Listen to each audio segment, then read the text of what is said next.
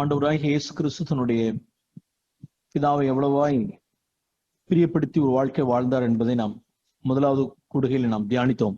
In first session, we meditated about from the life of Jesus how he tried to please his father always.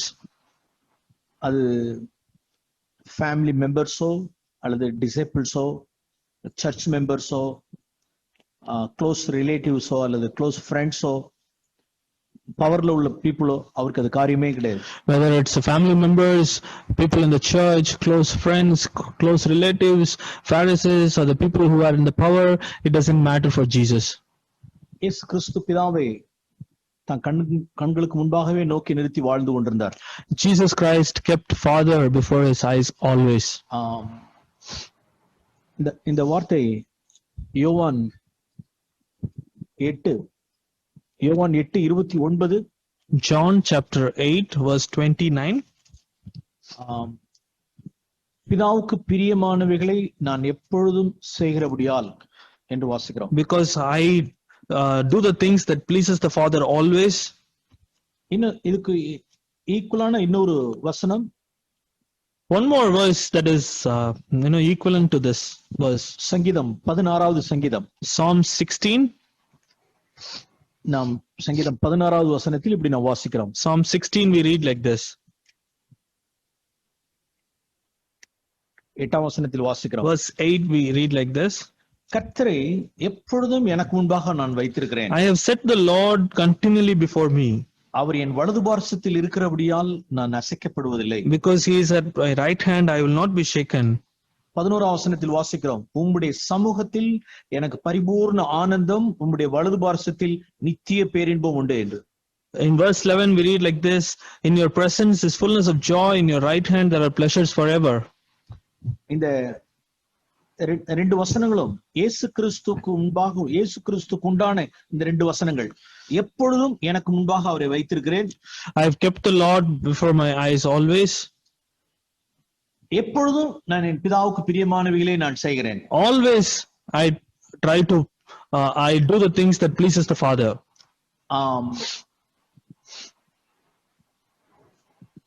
இப்படிதான் இயேசு இந்த பூமியில வாழ்ந்தார். That's how Jesus lived on this earth. பிரியமானவர்களே, beloved, இந்த ரெண்டு வசனமும் நம்மளுடைய வாழ்க்கையில எப்பொழுதுமே நம்மளுடைய வசனங்களாய் இருக்கட்டும். These two words should always become true in our life. அசைக்கப்படாத ஒரு வாழ்க்கை, a life where we are not shaken. இந்த வார்த்தையை ஒரு சில காரியங்களை நான் சொல்லி நான் நம்மளுடைய தியானத்தை நான் கண்டினியூ பண்ண விரும்புகிறேன். I want to continue our meditation by looking at a few verses. கர்த்தரை எப்பொழுதும் எனக்கு முன்பாக வைத்திருக்கிறேன் அப்படிங்கறதான இந்த வசனத்தை சொன்னது யார் என்றால், who wrote this verse saying I have kept the Lord before my eyes always? சங்கீதக்காரனாகிய தாவீது, David the psalmist. அவர்தான் இந்த வசனத்தை எழுதினார். He is the one who wrote this verse. ஆனால் இந்த வார்த்தை அவருக்கு எப்பொழுதும் இந்த வார்த்தை அவருக்கு நிஜமானதா? But was this verse true in his life always? அப்படி இருந்ததில்லை. It was not so. ஒரு சமயம் தனக்கு கண்களுக்கு முன்பாக பிதாவை, கர்த்தரை, தேவனை கண்களுக்கு முன்பாக வைத்திருந்தார். At some circumstances he had kept the Lord before his eyes. இன்னொரு சமயம் தன்னுடைய கண்களுக்கு முன்பாக தேவனை வைக்கவில்லை. At other circumstances he did not keep the Father before his eyes. For example 2 சாமுவேலின் புத்தகம் 16ஆம் அதிகாரம், 2 Samuel chapter 16. அந்த சங்கீதத்தை எழுதினவனாகிய தாவீதை குறித்து நான் சொல்ல விரும்புகிறேன். 2 Samuel 16 we read about David who wrote this psalm. 2 Samuel 16. 2 Samuel 16. ஷிமேயி அவனை தூஷித்துக் கொண்டே போகிறதான ஒரு காரியத்தை குறித்து நாம் வாசிக்கிறோம் 5ஆம் வசனத்தில். We read in verse 5 that Shimei kept on cursing him. ஒரு மனுஷன், ஷிமேயி என்னும் ஒரு பேருள்ள மனுஷன் அங்கிருந்து புறப்பட்டு தூஷித்துக் கொண்டே நடந்து வந்தான். Shimei kept on cursing David and he came to curse David. 6ஆம் வசனத்தில் வாசிக்கிறோம், சகல பலசாலிகளும் தாவீதின் வலதுபுறம் இடதுபுறம் நடந்தார்கள். And in verse 6 mighty men were walking in both sides. ஒரு சைடுல அபிஷாய், இன்னொரு சைடுல யோவாப். on one side Abishai and other side Job, எல்லாம் பலசாலிகள். all mighty men. சோ இப்படிப்பட்ட சூழ்நிலையில் தாவீதை சாதாரண ஒரு ஷிமே என்பவன் என்ன செய்கிறான் என்றால் அவனை தூஷிக்கிறான், கல்லெறிகிறான். In such circumstances, ordinary man named Shimei threw stone at David and cursed David. பேலியாளின் மகனே தொலைந்து போ. And he said, "You are the son of Belial. Get behind me. இரத்த பிரியனான மனுஷன் தொலைந்து போ. For you are a man of bloodshed." அப்பொழுது Abishai என்ன சொல்கிறான் என்பது 9ஆம் வசனத்தில் வாசிக்கிறோம். And we read in verse 9, and what did Abishai told David? செத்த நாய் என்று திட்டுகிறான். He started cursing him, the dead dog. அவனின் ராஜாவை தூஷிப்பானேன். Why should this dead dog curse my lord and king? அவன் தலையை நான் வாங்கி போடட்டும். Let me go over and cut off his head. பிரியமானவர்களே, தாவீது அந்த இடத்துல யாரை பார்த்தார் என்றால், Beloved, do you know whom did David saw at that time? தன் கண்களுக்கு முன்பாக கர்த்தரை நோக்கி கொண்டிருந்தார். He kept looking at the Lord at this time. தன் வலது பார்சத்தில் கர்த்தரை நிறுத்தியிருந்தார். He had kept the Lord at his right hand. சிரியாவின் குமாரரே, எனக்கும் உங்களுக்கும் என்ன? அவன் என்னை தூஷிக்கட்டும். Sons of Zeruiah, why should this what do we have to do with you? Let him curse me. தாவீது தூஷிக்க வேண்டும் என்று கர்த்தர் அவனுக்கு கட்டளையிட்டு இருக்கிறார். The Lord has commanded to do so. Let him do so. அவனை தடுப்பானேன். Why should we stop him? அப்பொழுது தாவீதுக்கு தன்னுடைய வலப்புறத்தில் யாரை வைக்கவில்லை என்றால் அபிஷாயை வைக்கவில்லை. At that point of time, he did not keep Abishai at his right hand. அவன் யாரை வைத்திருந்தான் என்றால் தாவீதை வைத்திருந்தான். David had kept the Lord at his right hand. ஆகினால் அவன் அசைக்கப்படவில்லை. And that's why he was not shaken. சங்கீதம் 16:8 ஒரு சமயத்தில் தாவீதுக்கு ஓகேவா இருந்தது. At one point, Psalm 16:8 was true in David's life. ஆனால் இன்னொரு முறை தாவீதுக்கு அந்த வார்த்தை நிஜமா இல்லை. Another time, it was not true in his life. தன் கண்களுக்கு முன்பாக பத்சேபாலை அவன் நிறுத்தியிருந்தான். Another circumstance, he kept Bathsheba before his eyes. பத்சேபாரிடத்தில் தான் பேரின்பம் என்றிருந்தான். He thought that he had the pleasures forever at Bathsheba. அந்த சமயத்துல ஒரு ஃபெயிலியர் ஆயிட்டார். He was a failure at that point of time. அப்ப நான் அந்த வசனம் யாருக்கு தீர்க்க தரிசன வசனமா இருந்தது என்றால் ஆண்டவராக இயேசு கிறிஸ்துக்கு அது தீர்க்க தரிசனமான வசனமா இருந்தது. This verse was a prophetic word for the life of Jesus Christ. பிதாவை தன் கண்களுக்கு முன்பாக எப்போதும் அவர் நோக்கி நிறுத்தி கொண்டிருந்தார். He kept the Father continually before his eyes. அவருக்கு அதுதான் இன்பமா இருந்தது. And that was his pleasure forever. அது நித்திய பேரின்பம், பரிபூர்ணமான ஆனந்தம். That was a fullness of joy and pleasure forever in his life. அதனால் அவர் அசைக்கப்படாதபடிக்கு ஒரு வாழ்க்கை வாழ்ந்தார். And he lived a life which was not shaken. பிதாவுக்கு பிரியமானவைகளை அவர் செய்தார். எப்பொழுதும் கண்களுக்கு முன்பாக பிதாவை வைத்திருந்தார். He had kept the Father before his eyes always, and he pleased his Father. Okay, நாம் ஒரு வசனத்தை நாம் காலையிலிருந்து நாம் தியானித்துக் கொண்டிருக்கிறோம். From morning we are meditating on one verse. பிதாவை பிரியப்படுத்துகிற ஒரு வாழ்க்கை. A life that pleases the Father. Okay, அவர் நாசரேத்தருடைய வாழ்க்கையில், in the town of Nazareth, அவர் 30 ஆண்டு கால வாழ்க்கையில், for about 30 years when he lived there, 12வது வயதினுள்ளதான ஒரு பதிவு மட்டும்தான் நாம் லூக்கா 2ஆம் அதிகாரத்தில் வாசிக்கிறோம். In Luke 2 we read about a record from his life at the age of 12. அவர் அப்பொழுதே லூக் 2ல நாம் வாசிக்கிறோம். In Luke 2 we read like this. லூக்கா 2ஆம் அதிகாரம், Luke 2 49ஆம் வசனத்தில் வாசிக்கிறோம். என் பிதாவுக்கு அடுத்தவைகளில் நான் இருக்க வேண்டியது என்று அறியீர்களா? Verse 49. Did you not know that I had to be in my father's house? எத்தனை வயசுல? 12 வயதுல. At the age of 12. 12 வயதிலேயே தன் பிதாவுக்கு பிரியமானவைகளை அவர் தேடினார். At the age of 12 he sought to please the father. அவர் பேரண்ட்ஸ் அவரை தொலைத்து விட்டார்கள்.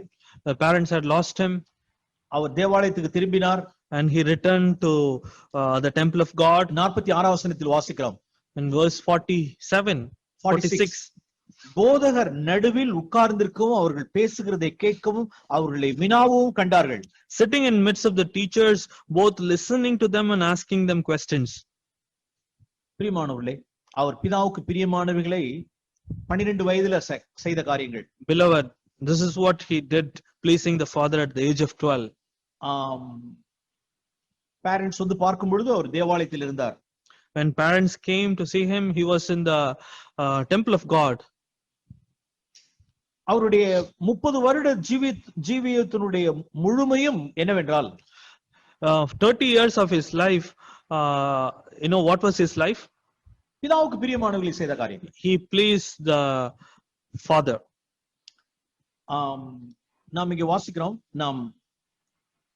we read here, அவர் பேப்டிசம் எடுத்த விஷயத்தில், when he took baptism, அவர் பேப்டிசம் எடுக்க வேண்டிய அவசியம் கிடையாது. he did not have taken baptism. அது பாவிகள் மனம் திரும்புவதற்கு உண்டான பேப்டிசம். அது the baptism is for the sinners to repent. யோவான் ஸ்நானகன் யோர்தான் நதியில் பேப்டிசம் கொடுத்து கொண்டிருந்தார். John was giving baptism in the river of Jordan. இப்ப பரிசுத்த ஆவியானவர் அவர் அப்ப லீட் பண்றார். அவருக்குள்ள இருக்கிற மனசாட்சி மூலமாய் அவர் ஞானஸ்நானம் எடுக்கணும் அப்படின்னு சொல்லிட்டு ஆவியானவர் அவரை லீட் பண்றார். And the Holy Spirit is leading him that he should take baptism. அவருடைய ஆத்மா என்ன சொல்லி இருந்திருக்கும், என்ன போராட்டம் போராடி இருக்கும் அவருடைய ஆத்மா? What would his soul, what would be his strife in his soul? நான் ஞானஸ்நானம் எடுக்க வேண்டிய அவசியம் கிடையாது. I don't need to take baptism. நான் பாவம் செய்யல. I didn't sin. நான் இப்ப எதுக்கு ஞானஸ்நானம் எடுக்கணும் இப்ப நானு? Why should I take baptism now? இப்ப யோர்தான் நதிக்கரையில அந்த சின்னர்ஸ்னுடைய கியூல போய் நான் ஏன் நிக்கணும்? Why should I stand in the sinners queue in the river of Jordan? அப்ப எவ்வளவு பெரிய humiliation. What humiliation it have been for Jesus. Son of Joseph, நீ ஏன் இந்த லைன்ல வந்து நிக்கிற? Oh, you're the son of Joseph. Why are you standing in this line? நாங்க பாவம் செஞ்சிருக்கோம், மனம் திரும்புறதுக்காக நாங்க ஞானஸ்நானம் எடுக்க வரோம். We have sinned in our lives and we are coming to take baptism for repentance. அப்ப என்னுடைய ஐடென்டிட்டி என்னவாயிடும் அப்படின்னா சின்னர்ங்கிறதான ஒரு ஐடென்டிட்டி ஆயிடும். Oh, my identity would become a sinner. இப்ப நான் ஞானஸ்நானம் எடுக்கணுமா? Should I take baptism now? அப்ப நான் பிதாவை பிரியப்படுத்துறதா அல்லது என்ன பிரியப்படுத்துறதா? Should I please the Father or should I please myself? அவருடைய சோல் எவ்வளவு காரியங்களை சொல்லியிருக்கோம், அவருடைய ரீசனிங் சொல்லியிருக்கோம். His reasoning would have told so many things to Jesus. ஆண்டவரே, இந்த இடத்துல இப்படி நான் ஒரு நீதியை நிறைவேற்றுகிறது என் பிதாவுக்கு பிரியமானது. Lord, fulfilling a righteousness is pleasing to my Father. அதுக்கு தகுந்தாற்போல் யோவான் ஸ்நானகனும் அந்த ஞானஸ்நானம் கொடுப்பதற்கு தடை சொல்கிறார். And adding to it, even John the Baptist, had a hesitant to baptize Jesus. அப்ப அந்த இடத்துல அவருடைய தன்னுடைய ஆத்துமாவை மரணத்தில் ஊற்றினார். At that point of time, he poured his soul into death. ஆண்டவரே, என்ன நான் பிரியப்படுத்த மாட்டேன். Lord, I don't want to please myself. நான் பிதாவை பிரியப்படுத்துறேன். I'll please my Father. இப்படி நீதி செய்கிறது உமக்கு பிரியம். Doing righteous like this is pleasing to you. என்ன ஜனங்கள் நாசரேத்தூர் தச்சனாகிய இயேசுவை யோசேப்பின் குமாரனை அவர்கள் பாவின்னு அவர்கள் என்ன நினைத்தாலும் பரவாயில்ல. Let them think the son of Joseph, Jesus, is a sinner. Let them think.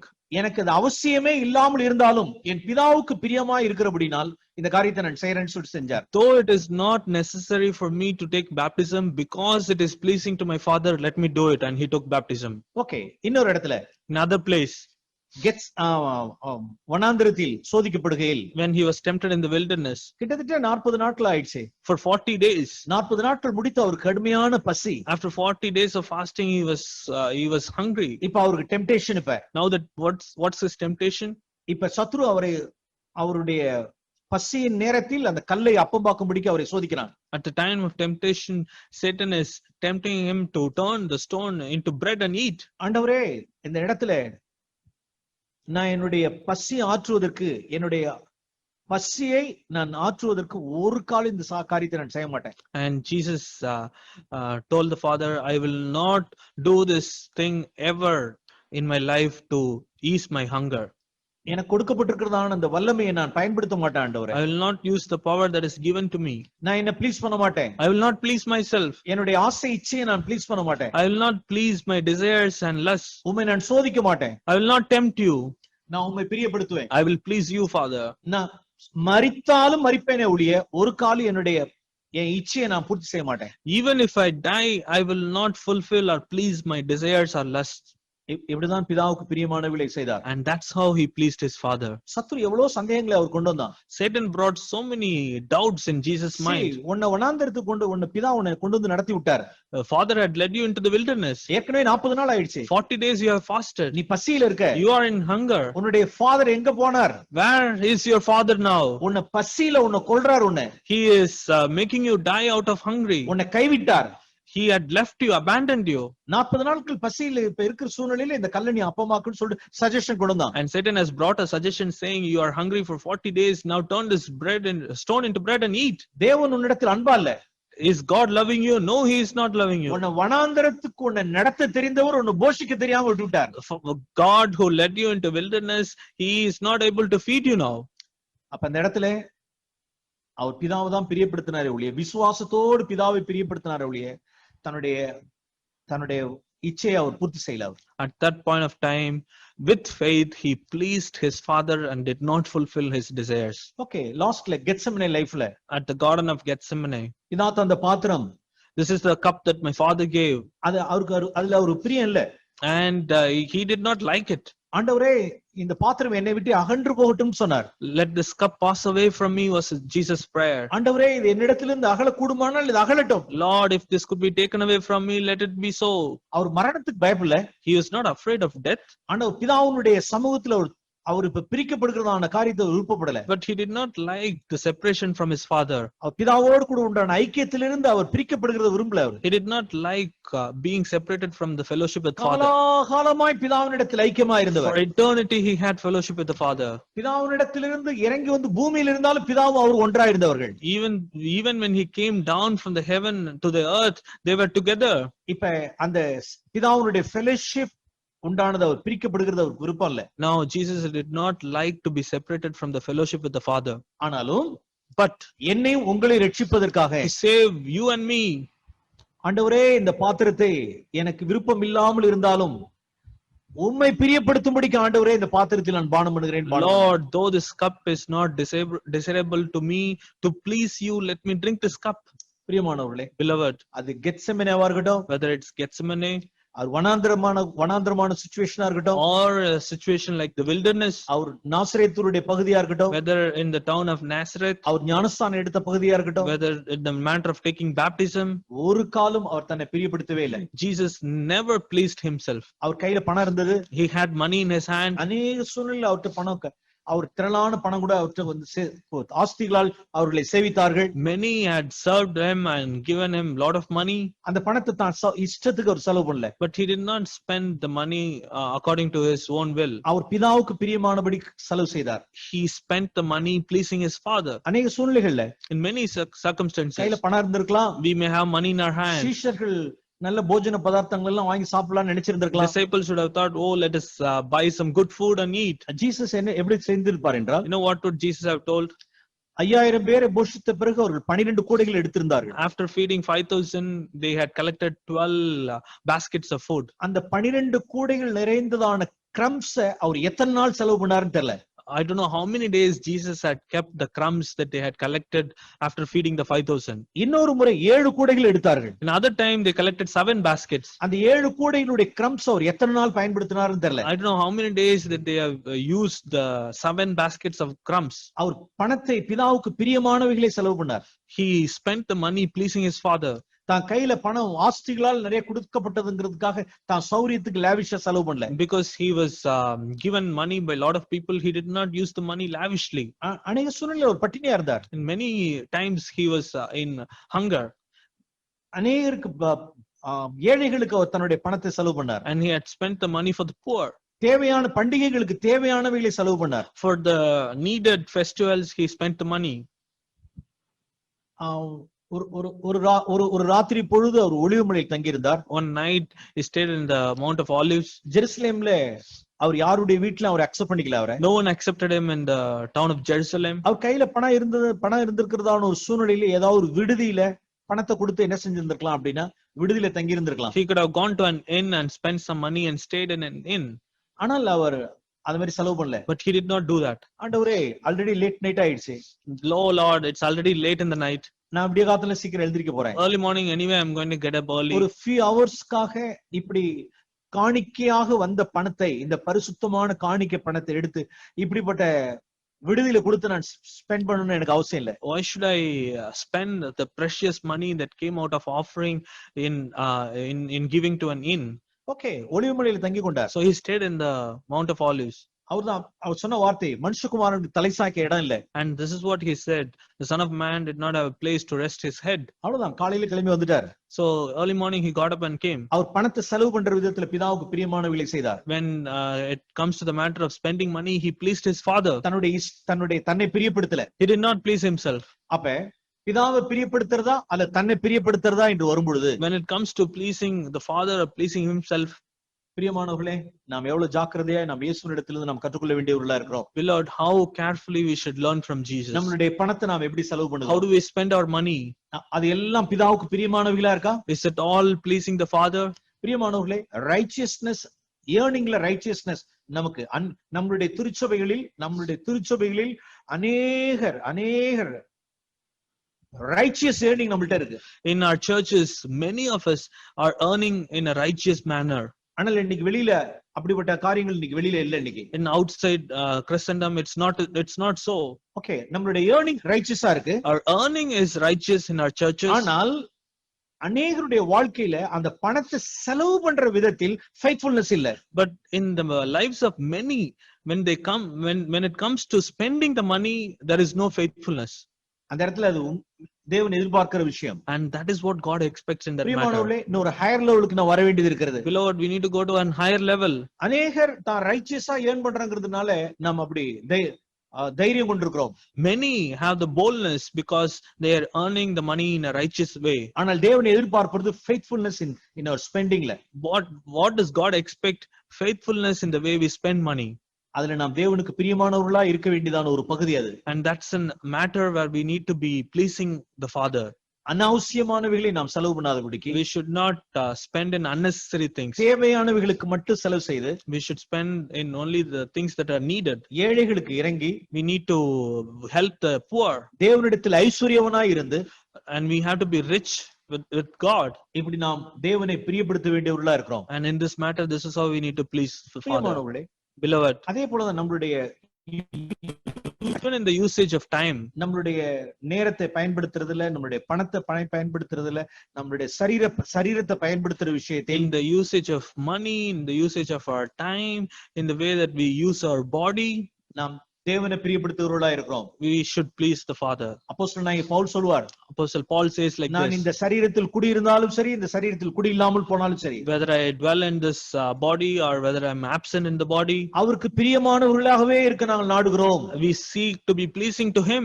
பிரியமானவர்களே, நாம் பார்க்கிறதான நம்மளுடைய மொபைல் யூசேஜ் சொல்றேன், நம்மளுடைய டைம் யூசேஜ், நம்மளுடைய mobile usage. Beloved, the way that we use our time, the way that we use our phones, தேவனை பிரியப்படுத்துகிறவர்களாகவே இருக்க வேண்டியதா இருக்கு. we should be always pleasing the Father.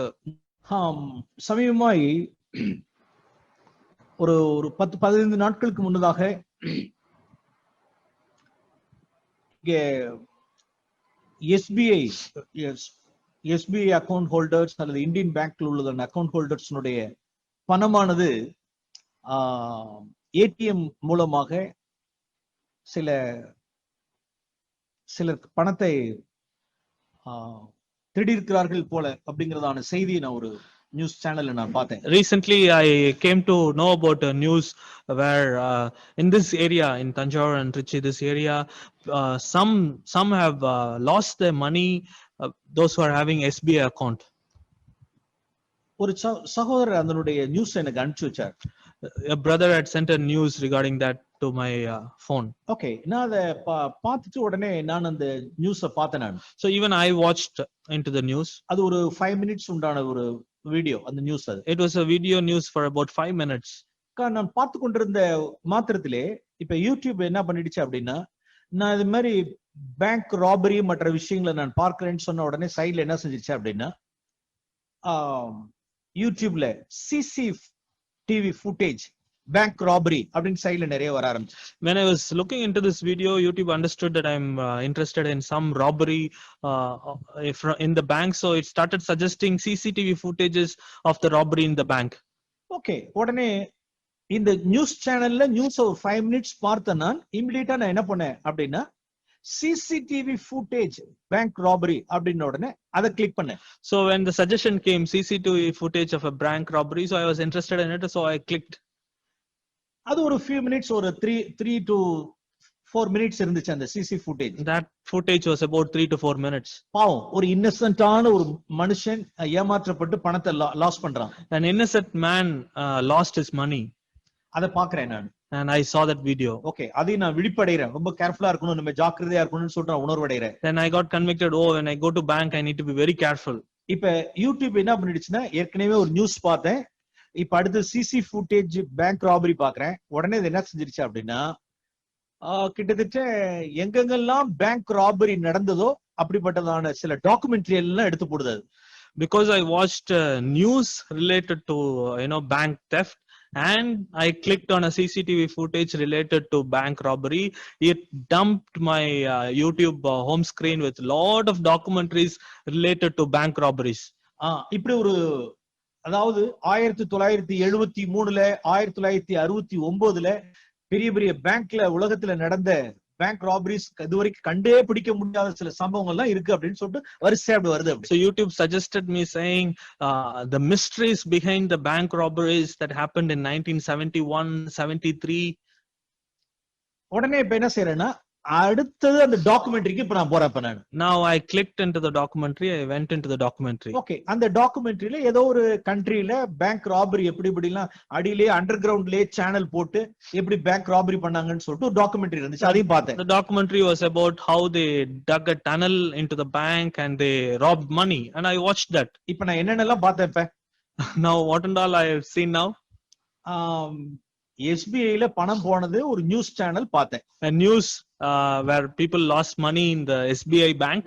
உடனே அதை ரிலேட் பண்ணதான ஒரு சிசிடிவி ஃபுட்டேஜ் எடுத்து உண்டானதையும் பார்த்தேன். Next, a CCTV footage related to the bank robbery.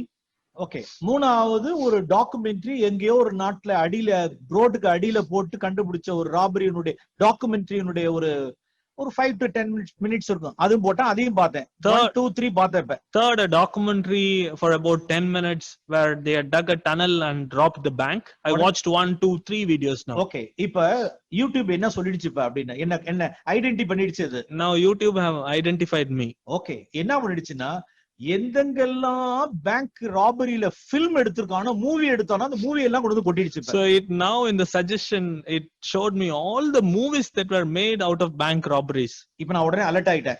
Now I have become alert. பாடுறா, என்ன யாருங்கிறது ஐடென்டிஃபை பண்ணி என்ன பண்ணுதுன்னு கேட்டா, சினிமாவா மூவியா கொண்டு வந்து பாத்துட்டேன். I was thinking, man, it identified me and now it is giving into my taste and giving a lot of videos. உடனே நான் உணர்வடைஞ்சிட்டேன். Now I got convicted. ஆவியானவர் இப்ப பேசினார். Now the Holy Spirit spoke to me. Okay, எதெல்லாம் சொல்றாரு அப்படின்னா, Now Holy Spirit is telling me like this. Okay, surroundings உள்ளதான SBI Indian பேங்க்ல உள்ளதான பேங்க்ல ஏடிஎம்ல தவறா பணத்தை எடுத்தான் நியூஸ் பார்த்த. Okay, the news that you saw, the robbery that happened in the SBI bank, that's fine. அடுத்தது ஒரு சிசி ஃபுட்டேஜ்ல பார்த்து ஒரு பேங்க்ல ஒருத்த இன்னசென்ட் மேன் எப்படி பணத்தை விட்டான்னு பார்த்து நீ கொஞ்சம் கேர்ஃபுல்லா இருந்துக்கணும்னு நினைச்சு பாரு, அதுவும் okay. You got some alert when you watched the video of an innocent man lost the money, that's also fine, that's okay. அடுத்தது 1973ல எந்த நாட்டிலேயோ அடியில ஓட்ட போட்டு பேங்க்ல ராபரி பண்ணது உனக்கு தேவையா? The Holy Spirit asked me, what importance or what need do you have to watch the video of a man digging the tunnel and robbed in 1973? இது உனக்கு ப்ராஃபிட்டபிளா இருந்துச்சா? Was it profitable to you? முதல் ரெண்டு profitable, okay. The first two news was informative and profitable, that's fine. அது லாஃபுல்லாவும் இருந்தது, ப்ராஃபிட்டபிளாவும் இருந்தது. That was lawful and profitable. அது legitimate. That was legitimate thing. ரொம்ப பேதையா இன்னசென்ட்டா பேங்க்ல போனா இன்னசென்ட்டெல்லாம் இருக்காத, கேர்ஃபுல்லா இருன்னு சொல்லிட்டு ஒரு பாடத்தை படிச்சுக்கிட்டேன். You learned a lesson saying if you go to the bank, be very alert and careful, don't be innocent. Okay, எதுக்கு இப்ப இந்த டாக்குமெண்ட்ரி நீ பார்த்த? Why did you watch the documentary now? அதனால உனக்கு என்ன ப்ராஃபிட்டபிள் ஆனிச்சு? What profit you got out of it? நீ அத பார்த்ததனுடைய விளைவு, because you watched that video now. அடுத்தது இப்ப என்னென்னலாம் வந்துருச்சுன்னா, பேங்க் ராபரிஸ் உடைய மூவிஸ் எல்லாம் லிஸ்டா வந்துருச்சு. Now you got all the list of the movies made out of bank robberies. இப்ப நீ ப்ராஃபிட்டபிள்ல இருந்து இப்ப இறங்கி லாஃபுல்க்கு வந்துட்ட. இப்ப நீ now you have come down from the level of profitable to lawful. இப்ப லாஃபுல்ல இருந்து அடுத்து நீ சின்ஃபுல்க்கு போற. Now you are going to enter into sinful area from lawful area. ஜாக்கிரதை, Be careful, alert. lawful life உனக்கு வேண்டாம். You don't need a lawful life. உனக்கு எப்பொழுதுமே profitable life தான் இருக்கணும். You should always live in the life where you have profit. இன்னும் கொஞ்சம் போனே அப்படின்னா கீழே sinfulக்கு வந்துருவ நீ. If you go further down, you will enter into the sinful life. ஜாக்கிரதை. Be careful. இப்படி இயேசு பார்த்திருப்பாரா? Would Jesus have seen like this? இப்ப நீ உன் கண்ணுக்கு முன்பாக எப்பொழுதும் பிதாவை நீ நோக்கி நிறுத்தினியா? Did you keep the Father always before your eyes? உன்னுடைய cellphone யூசேஜ்ல In using your cell phone, நீ என்னத்த கண்ணுக்கு முன்னால வச்ச? what did you keep before your eyes? அது ப்ராஃபிட்டபிளா இருந்ததா? Was it profitable for you? அது காட்லியா இருந்ததா? Was it godly? உனக்கு இது யூஸ்ஃபுல்லா இருந்ததா? Was it useful for you? ஏன் இப்படி லாஃபுல்ல பயன்படுத்துற? Why are you living in a status where it is lawful? பிரியமானவர்களே, Beloved, ஒரு நீண்ட ஆண்டுகளுக்கு முன்பாக வாழ்ந்த ஒரு தேவ மனுஷன் G.D. Watson, G.D. நீண்ட Watson, வருஷங்களுக்கு முன்பாக a இருந்தவர், man of God who lived many years ago, அருமையான ஒரு ஆர்டிகல் ஒன்னு எழுதுவார். he had written a wonderful article. Others may, you cannot. Others may, but you can't. நீங்க இன்டர்நெட்ல இருக்கிறவர்கள் அதை பயன்படுத்தி அந்த ஆர்டிகலை நீங்க படிக்கலாம். Those who use the internet, look for this article and read this article. Others may, you can't. Others may, G.D. Watson. you can't, by G.D. Watson. பிரியமானவர்களே, Beloved, அது அநேகருக்கு ஓகே, அநேகர் லாஃபுல்லா கூட பயன்படுத்திக்கலாம். for many it may be lawful, it may be okay for them, ஆனால் நமக்கு அது profitable கிடையாது. but that's not profitable அந்த for us. வாழ்க்கையை தேவனுக்கு வைக்கல. God has not kept that life for us, ஏனென்றால் அவருக்கு பிரியமானவர்களே செய்ய நாடுகிறோம். because we look to please him always. நாம் அவருக்கு பிரியமானவர்களே செய்ய நாடுகிறோம். We try to please him always. நாம் எப்பொழுதும் அவரை கண்களுக்கு முன்பாக நாம் நோக்கி நிறுத்திக் கொண்டிருக்கிறோம். We have kept the Father before our eyes always, அது அசைக்கப்படாத ஒரு வாழ்க்கை. and that's a life where we will not be shaken. பிரியமானவர்களே, Beloved, சோ இப்படிதான் நம்மளுடைய பர்சனல் லைஃப்ல நமக்கும் பிதாவுக்கும் உண்டான காரியத்துல, that's how in our personal life between us and God, நம்மளுடைய டயத்தை யூஸ் பண்ற விஷயமா இருந்தாலும் சரி, in using our time, நம்மளுடைய பணத்தை யூஸ் பண்ற விஷயமா இருந்தாலும் சரி, in using our money, நம்மளுடைய சரீரத்தை பயன்படுத்துகிற விஷயமா இருந்தாலும் சரி, in using our body, நம்மளுடைய கண்கள், நம்மளுடைய நாவு, இதெல்லாம் பயன்படுத்துற எந்த விஷயமா இருந்தாலும் சரி, in using our eyes, our tongue, நம்மளுடைய புத்தியை பயன்படுத்துகிற விஷயமா இருந்தாலும் in சரி, using our mind, பிதாவே உமக்கு பிரியமானவைகளை நாம் செய்ய நாடுகிறோம். Lord, we want to please you. ஒருபோது நான் எங்களை ப்ளீஸ் பண்ணக்கூடாது ஆண்டவரே. Lord, we should never please ourselves. Okay, பிதாவை பிரியப்படுத்துறதா அல்லது மனுஷரை பிரியப்படுத்துறதா என்றால், Whether we should please God or please men, தேவனை பிரியப்படுத்துறோம். we should please God. தேவனை பிரியப்படுத்துறதா அல்லது என்ன பிரியப்படுத்துறதா என்றால், Should we please myself or please God?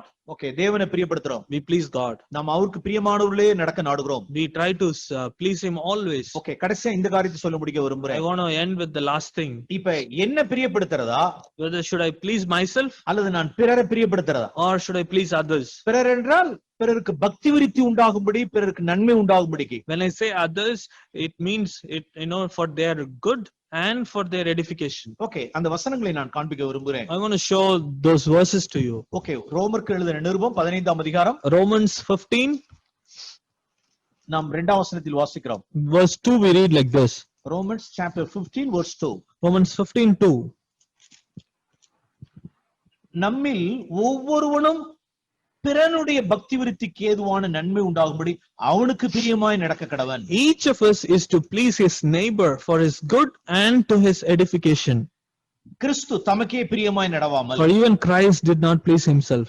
மேல கூட 1ஆம் வசனத்தில் வாசிக்கிறோம், பலமுள்ளவர்களாகிய நாம் நமக்கே பிரியமாய் நடவாமல் பலவீனருடைய பலவீனத்தை நாம் தாங்க வேண்டும். We who are strong ought to bear the weakness of those without strength and not just please ourselves. Okay, இந்த கான்டெக்ஸ்ட்ல In this context, நாம் என்ன பிரியப்படுத்துறதா அல்லது பிறரை பிரியப்படுத்துறதா? should I please myself or should I please others? நான் பிறருக்கு பக்தி விருத்தி உண்டாகும்படி பிறருக்கு பிரியமாய் நடக்கணும். I should please others for his edification. Okay, 1 கொரிந்தியர் 10ஆம் அதிகாரத்தில் கூட, 1 Corinthians 10. 1 கொரிந்தியர் 10ஆம் அதிகாரம் 1 Corinthians chapter 10 32ஆம் வசனத்தில் வாசிக்கிறோம். verse 32 we read like this. நாம் 31ஆம் வசனத்திலிருந்தே நாம் வாசிக்கலாம். Verse 31. 3 விஷயங்கள் சொல்லப்பட்டிருக்கிறது. 3 things are mentioned there. நாம் எதை செய்தாலும் எப்படி செய்ய வேண்டும்? Whatever you do, how we should do. Okay, first principle, First principle. 31ஆம் வசனம், Verse 31. தேவனுடைய மகிமைக்கு என்று செய்ய வேண்டும். For the glory of God. Okay, 32ஆம் வசனம், Verse 32. பிறருடைய பிரயோஜனத்துக்காக செய்ய வேண்டும். For the edification of others. 33ஆம் வசனத்தில் ஒருவருக்கும் இடரலற்றவர்களாய் நாம் செய்ய வேண்டும். And in verse 33, without offending others. யூதருக்கும் கிரேக்கருக்கும் தேவனுடைய சபைக்கும் இடரலற்றவர்களாய் இருக்க வேண்டும். In English, we read that in verse 32, no offense either to Jews or to the Greeks. And in verse 33, we read that seeking others' profit. எவ்விதத்திலும் எல்லாருக்கும் பிரியமாய் நடக்கிறது போல, just as I also please all men in all things. So இந்த இடத்துல நாம் மற்றவர்களை நாம் பிரியப்படுத்தணும்னு வாசிக்கிறோம். And that's what we read here. We should please others. அவர்களுக்கு இடரலற்ற ஒரு வாழ்க்கை நாம் கொண்டு வரணும். We should not be offending to them.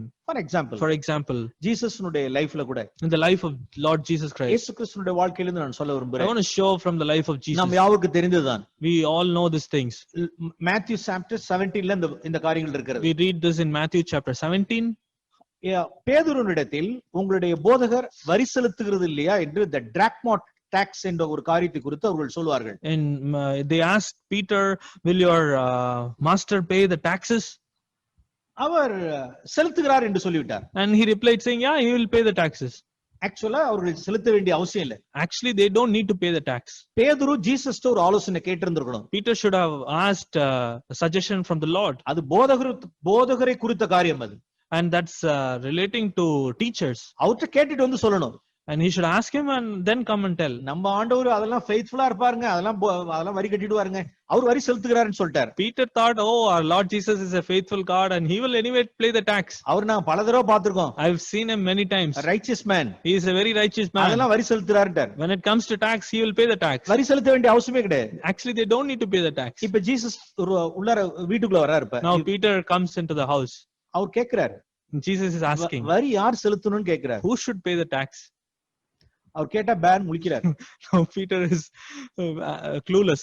Okay, இப்ப ஒரு வார்த்தை ஆண்டவர் அருமையான ஒரு வார்த்தை சொல்வார். And Jesus quoted a beautiful verse. Okay, அவர்களுக்கு இடரல் உண்டாக்காதபடி, without offending them. See, please, Matthew 17. Matthew 17.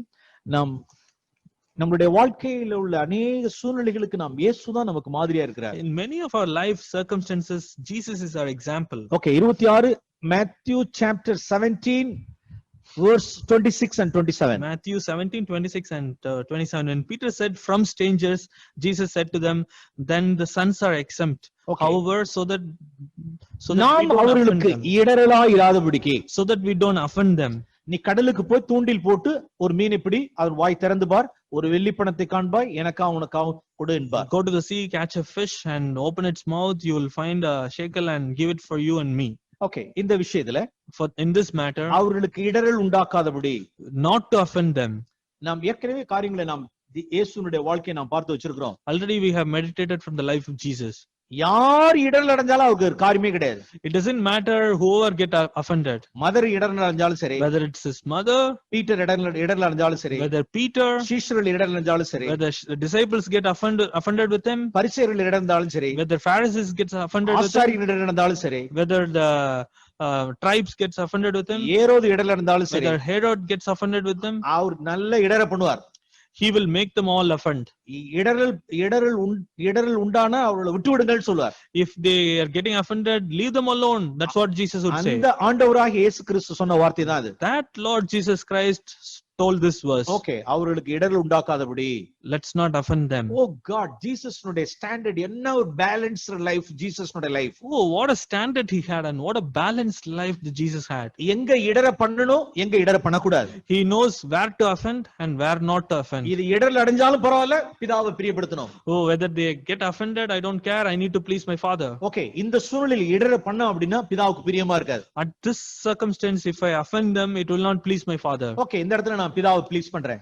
I want to please my father in this time. அதே சமயத்துல இவர்களையும் நான் ப்ளீஸ் பண்றேன். I want to please them also. Okay, கொஞ்சம் பணம், little money. Okay, அது அவர்களுக்கு இடரல் உண்டாக்காதபடிக்கு பணத்தை செலுத்துறோம். Pay them in order to, avoid offending them. இது எனக்கும் என் பிதாவுக்கும் எடுத்து வர விஷயத்துல இது ரிலேட் ஆவறது இல்ல. This matter doesn't come in between myself and God. இந்த வரி செலுத்துகிற விஷயம் எனக்கும் என் பிதாவுக்கு உண்டான இடையில வராதபடினால் leave it, விட்டுட்டு போ. The matter of paying tax, it doesn't come between me and my father, so leave it, pay the tax. பிரியமானவர்களே, சில சமயங்கள்ல நாம் சில விஷயங்களை நாம் விட வேண்டியதா இருக்கு. In some circumstances we need to leave some matters like this. தேவனுடைய வார்த்தைக்கோ, if it doesn't come in between God's word, தேவன் மேல வைத்திருக்கிற எனக்கும் என்னோட விசுவாசத்திற்கோ, if it doesn't come in between the faith that I have and my father, தேவனுடைய உபதேசத்திற்கோ, if it is not against God's word, எங்க வகையிலும் அது இடர் உண்டாக்காதபடிக்கு ஒரு காரியமா இருக்குமானால், if it doesn't touch any of these things, அது அந்த விஷயத்தை ஆண்டவர் விட்டுருவார். and Jesus would leave that matter. Okay, அது கொஞ்சம் பணம் போயிட்டு போகுது, Oh, little money, okay, let it go. நாம் அவர்களுக்கு பிரியமாவே இருந்துருவோம். Let's please them. அவர்களுக்கு நாம் நன்மை உண்டாகட்டும், Let's do good to them. அவர்களுக்கு பிரயோஜனமாகட்டும். Let this money be useful to them. பிரியமானவர்களே, இப்படிதான் ஜீசஸோட லைஃப் இருந்துச்சு. Beloved, this is how Jesus' life was. Jesus இந்த வேளையில எல்லாம் நாம் கற்றுக்கொள்கிறோம். We learn all this from the life of Jesus. நாம் பிறனுக்கு பிரியமானவைகளை நாம் நாடுகிறோம். We should always seek to please others. Okay, family லைஃப்ல In the family life, 1 கொரிந்தியர் 7ஆம் அதிகாரம் 1 Corinthians chapter 7, 34 வசனம். verse 34. 1 கொரிந்தியர் 7ஆம் அதிகாரம் 1 Corinthians chapter 7, 33 வசனம், 34 வசனம். verse 33 and verse 34. அது லிவிங் பைபிள் பாராஃப்ரேஸ்ல எப்படி இருக்கிறது என்றால், This is how it is written in Living Bible. விவாகம் பண்ணினவன் தன் மனைவிக்கு எப்படி பிரியமாய் இருக்கலாம் என்று வாசிக்கிறோம். One who is married, he always tries to please his wife. 34 வசனத்தில், In verse 34, விவாகம் பண்ணினவள் தன் புருஷனுக்கு எப்படி பிரியமாய் இருக்கலாம் என்று வாசிக்கிறோம். and one who is married, she is always trying to please her husband. Okay, புருஷனுக்கு மனைவிக்கு இந்த இடத்துல வாசிக்கிறோம். This is about husband and a wife. Living Bible paraphrase இந்த வசனங்களை எப்படி சொல்லுகிறது என்றால், You know how the Living Bible Pharisees puts these words across? a married woman or married husband must consider the likes and dislikes of her husband or wife அப்படின்னு சொல்லுது. Again, Living Bible says a married husband or a married wife should always consider the likes and dislikes of the partner. அவர்களுக்கு எப்படி பிரியமா இருக்கலாம்? They should always try to see how I can please them. என் மனைவிக்கு எப்படி பிரியமா இருக்கலாம்? How can I live a life pleasing to my wife? எனக்கானதையே தேடிட்டு இருக்க I கூடாது. should not seek my own. என் மனைவிக்கு பிரியமானவைகளை நான் நாடணும். I should seek what is pleasing to my wife. என் புருஷனுக்கு பிரியமானவைகளை நான் நாடணும். I should seek what is pleasing to my husband. For example, நீங்க டயத்துக்கு வீட்டுக்கு வர மாட்டேங்கறீங்க. Your wife may say you are not coming on time to the house. நீங்க எனக்கு அவேலபிளா இருக்க மாட்டேங்கறீங்க. You are not available. என்கிட்ட ஃபெலோஷிப் பண்ண மாட்டேங்கறீங்க. You are not spending time and fellowshipping with me. நீ அதிகமான டயத்தை நீங்க பிறருக்கு செலவு பண்ற நேரம் கூட நீங்க எனக்கு செலவு பண்ண You மாட்டேங்கறீங்க. are spending a lot of time with others, but you are not spending the same time with me. எனக்கு ஹெல்ப்ஃபுல்லா இருக்கிறது இல்ல. You are not being helpful to me. அப்படினு சொல்றாங்கன்னு வெச்சுக்கோ. If they say like that, நாம என்ன சொல்லுவோம்? what should we say? நாம் அவர்களுக்கு நாம் பிரியமானவர்களே நாம் நடக்கணும். We should try to please them. பலவீனருடைய பலவீனத்தை நாம் தாங்கணும். We should sustain the weakness of the weak people. அதே போல புருஷனுடைய காரியத்தையும், When it comes to the matter of husband, புருஷனுடைய விருப்பத்தை நிறைவேற்றணும். wife should fulfill the desires of his husband. பழைய ஏற்பாட்டுல நான் வாசிக்கிறோம். In the Old Testament we read like this. Rebecca நன்கு அறிந்திருக்கிறாள். Rebecca knew these things very well. எனக்கு வசனத்தை காண்பிக்க எனக்கு நேரம் இல்ல. I don't have the time to show the verses. தன் புருஷனுக்கு ஈசாக்கு, வயோதிக ஈசாக்குக்கு நல்ல கரிசா எப்படி அவனுக்கு பிரியமானவைகளை செஞ்சு கொடுக்கணும்ங்கறத Rebecca அறிஞ்சிருக்கா. Rebecca knew how to please her husband Isaac at the old age and how to cook meat for him. சாதாரண வீட்ல கொல்லையில இருந்ததான பின்னால ஒரு ஆட்டை அடிச்சிட்டு வந்து எடுத்து அது ஒரு மான் கறி மாதிரி போட்டு செஞ்சு கொடுத்துருவா பாருங்களேன். She killed a goat from the field and she presented as deer's meat. அது சாப்பிட்டு நல்லா சூப்பரா இருக்கு அப்படின்னு சொல்லுவாரு அவர். And Isaac ate that and he said, oh, it's very tasty. அப்ப ரெபெக்காளுடைய லைஃப்ல தன் புருஷனுக்கு எப்படி பிரியமா சமைச்சு போடணும். So Rebecca in her life knew how to cook pleasing to her husband. சில ஹஸ்பண்ட்ஸ் தான் மனைவி எப்பொழுதுமே அப்படி நல்லா நீட் அண்ட் டைடியா இருக்கணும்னு விரும்புவாங்க. Some husbands expect their wife to be neat and tidy always. Even in dressingல கூட மாடஸ்டா சிம்பிளா, even in dressing modest and simple but neat and tidy. So அப்படி अनेक சூழ்நிலைகளில் நாம் புருஷனுக்கு எப்படி பிரியமா நடக்கலாம். In many circumstances like this we should always try to see how I can be pleasing to my husband. சில ஹஸ்பண்ட்ஸ் தன்னுடைய மனைவிமார்கள் அதிகமா மனைவி டாக்கேட்டிவா இருக்கிறது விரும்புறது இல்ல. Some husband they don't like his wife to be talkative. அத சொல்ல முடியாம இருப்பாங்க அப்படி. The husband may be very hesitant to say that. For example, மூத்த matured godly people இருக்கிறப்ப எலிகு வாய் திறந்து பேச மாட்டார். Elihu, he did not open his mouth when matured godly brothers were there. அவர்கள் பேசட்டும்னு சொல்லிட்டு அமைதியா இருப்பார். Let them speak, let me be quiet. அப்ப ஒரு மனைவியானவள் same way a wife தான் புருஷன் பேசுறப்ப அமைதியா இருக்கணும். When her husband speaks, she should be quiet, listening. சில பேர் சில புருஷன் பேசுறதுக்கு முன்னாலே மனைவி பேசிட்டே இருப்பாங்க. யாப் யாப் யாப் யாப் யாப்னு பேசிட்டே இருப்பாங்க. I've seen some wives, they keep talking, even they won't let their husbands open their mouth. அது புருஷனுக்கு பிடிக்காது. And the husbands won't like that. என்னப்பா நான் என்கிட்ட கேக்குறாங்க, நீ பதில் சொல்ற. Hey, they are asking a question to me, and why are you answering? நீ அமைதியா இருக்கணும்னு உனக்கு தெரியாதா? Don't you know that you had to be quiet? ஏன் இப்படி நீ பேசுற அப்படின்னு? Why are you talking like this? இத மாதிரி பேசாத. Don't talk like this. அப்ப அது மனைவிக்கு, புருஷனானவருக்கு மனைவி இப்படி பேசுறது பிடிக்கல. The husband does not like the way that his wife speaks. சில இடங்கள்ல மனைவியானவள் இண்டிபெண்டன்ட்டா ஆக்ட் பண்றது புருஷனுக்கு பிடிக்கல. In some matters, the husband may not like his wife acting in an independent way. தன்னுடைய இஷ்டத்துக்கு முடிவு எடுக்கிறது. They are taking decision on their own. சில விஷயத்துல புருஷன் மனைவி குடும்பத்தில் டைரக்ட் பண்றதுல, டிரைவ் பண்றதுல புருஷனுக்கு இஷ்டம் இல்ல. In some circumstances, the husband does not like the way the wife takes the decision and takes the family forward. So இப்படிப்பட்ட சூழ்நிலைகளில், in all the situations, நாம் மனைவிக்கு எது பிடிக்கல, எது லைக், எது டிஸ்லைக், புருஷனுக்கு எது லைக், எது டிஸ்லைக் அப்படிங்கறத நாம் அறிய வேண்டியதா இருக்கு. We should know what are the likes and dislikes of a husband and what are the likes and dislikes of a wife. அப்ப தனக்கானதே தேடிட்டு இருக்க கூடாது. We should not always seek what is pleasing to ourselves. நம்மை நாம் பிரியப்படுத்தாதபடிக்கு, We should not please ourselves. பிறனுக்கு பக்தி விருத்தி உண்டாகத்தக்கதாக பிறனுக்கு பிரயோஜனமானவைகளை நாடக்கடவன். For others good and for others edification, we should seek those things always. பிரியமானவர்களே, Beloved, இப்படிதான் நம்மளுடைய இப்படி மூன்று பகுதிகளிலும் இப்படிதான் நம்ம பேலன்ஸ்டா இருக்க வேண்டியதா இருக்கு. and this is how we need to be balanced in all three areas. தேவனா அல்லது மனுஷரா என்று வரும்பொழுது, When it comes to God or man, தேவனை பிரியப்படுத்துறோம். we should please God.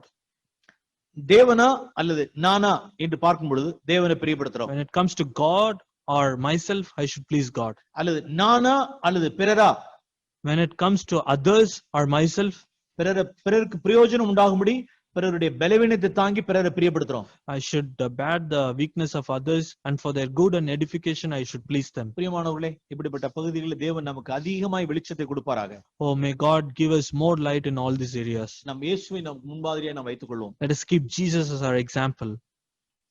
இந்த நாளுக்காய் நான் நன்றி செலுத்துகிறேன். I thank God for this day. இந்த வார்த்தைகளை நான் தொட்டதும், நான் புலங்கினதும், நான் பார்த்ததும், நான் வாழ்க்கையில் அனுபவித்ததுமான காரியங்கள். All these things that I've shared is what I've seen, what I've experienced, what I have gone through in my own life. இன்னும் இயேசு கிறிஸ்துவினுடைய ஹைட்டுக்கு இன்னும் போகல. I have not reached the height of the Lord Jesus Christ. அது என்னுடைய வாஞ்சையா இருக்கு. And that's my desire. இந்த ரெண்டு வசனத்தை நான் எப்பொழுதும் எனக்கு முன்பாக வைத்துக் கொள்ள விரும்புகிறேன். I want to keep these two verses before me always. பிதாவுக்கு எப்பொழுதும் பிரியமானவைகளே செய்தபடினால், because Jesus sought to please God, please the Father always. கர்த்தரை எப்பொழுதும் என் கண்களுக்கு முன்பாக நான் நோக்கி நிறுத்திக் கொண்டிருக்கிறேன். I'll continually set the Lord before my eyes. நாம் ஒவ்வொரு கர்த்தர் கிருபை செய்வாராக. May God help each one of us. Amen. Amen. Amen. Thank you, Lord. Thank you. Brother, please pray for us. Okay. Okay, brother. Yeah. பரலோக பிதாவே, இந்த வேளைக்காக உம்மை நன்றியோடு துதிக்கிறோம். Heavenly Father, we thank you for this time. ஒருபோது நாங்கள் எங்களுக்கு பிரியமானவர்களாய் நடக்க வேண்டாம் ஆண்டவரே. Lord, may we never try to please ourselves. ஆண்டவரே, குடும்ப ஜீவிதத்தில், in the family life, ஆண்டவரே, எனக்கானவிலே நான் தேட வேண்டாம் ஆண்டவரே. I don't want to seek my own. பலவீனருடைய பலவீனத்தை தாங்கிட்ட ஆண்டவரே. Lord, I need to bear the weakness of the weak people. பிறருக்கு பிரியமானவைகளை நான் நாடட்ட ஆண்டவரே. I need to seek to please others. அவர்களுக்கு பக்தி விருத்தி நான் தேடட்ட ஆண்டவரே. Lord, I need to look for their edification. எங்கள் ஒவ்வொருவருக்கும் நீங்க அனுகிரகம் செய்யுங்க. Help each one of us. ஆண்டவரே, உம்மை பிரியப்படுத்துகிறதுக்கு முன்பாக ஆண்டவரே எந்த மனுஷரையும் நாங்கள் பிரியப்படுத்த கூடாது ஆண்டவரே. Lord, when it comes to pleasing you, we don't want to please any men. நாங்கள் ஆண்டவரே அப்படி நாம் மனுஷரை பிரியப்படுத்துவர்களா இருப்போமானால் நாங்கள் உமக்கு ஊழியம் செய்ய முடியாது ஆண்டவரே. Lord, if we are pleasing to men, we can't serve you. எப்ப நாங்கள் ஜனங்களை இடற பண்ணணும், எப்ப இடற பண்ண கூடாதுன்னு எங்களுக்கு தெரியட்டா ஆண்டவரே. Lord, we should know when to offend people and when not to offend people. இயேசுவே, இந்த விஷயத்துல ஆண்டவரே நீங்க எங்களுக்கு முன்னோடியானவரா இருக்கிறீர் ஆண்டவரே. Jesus, you are an example and forerunner in this area. எங்களை ஒவ்வொருவருக்கும் நீர் அனுகிரகம் செய்வீராக. Please help each one of us. உமக்கு பிரியமானவர்களா இந்த பூமியில நான் வாழ்ந்து முடிக்கட்டும். Help us to live a life where we are pleasing to you. இயேசு நாமத்தில் ஜெபிக்கிறோம் பிதாவே. In Jesus' name we pray. Amen. Amen.